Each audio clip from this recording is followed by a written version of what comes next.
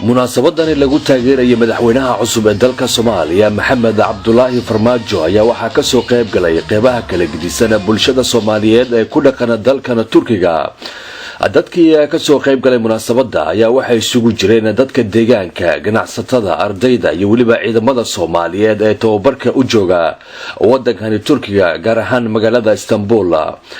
khudbado lagu taageerayay isbedelka ka dhacay dalka ayaa qaar ka mid ah dadkii ka soo qayb galay munaasabada halkaasi ka jeediyay. baarlamaanka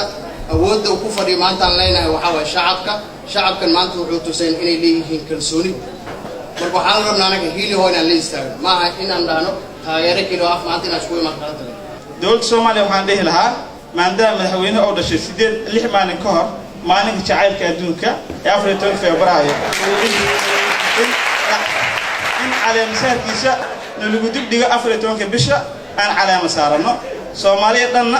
maalinkaas in la joojiyo lamaanaha ee qofka soo Soomaali qof kale oo jeclaado soo dhawaada. ان هداد قرنك جعشها او قبيلك نعبتها قيب iga mid ah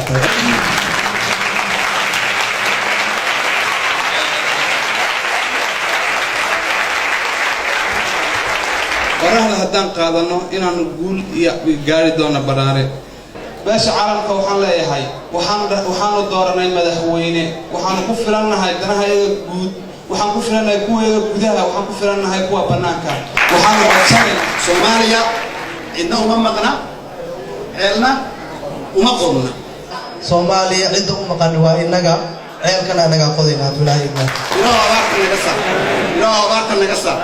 ilaahu dowlad la'aanta naga saar ilaahu tafraaq baa naga saar ilaahu danteeda inaan garano soo jeedo madaxweynaha cusub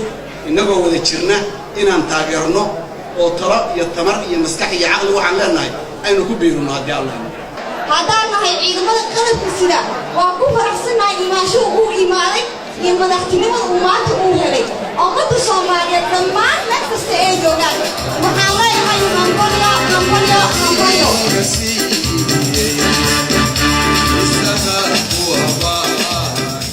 intii munaasabadu ay socotay waxaa goobta sidoo kale lagu soo bandhigay gabayo ka hadlayay dalka laguna dhiirigelinayay bulshada Soomaaliyeed sidii ay wax u qabsan lahaayeen. wadaniga dhabta iyo geesiga dhaqaaqo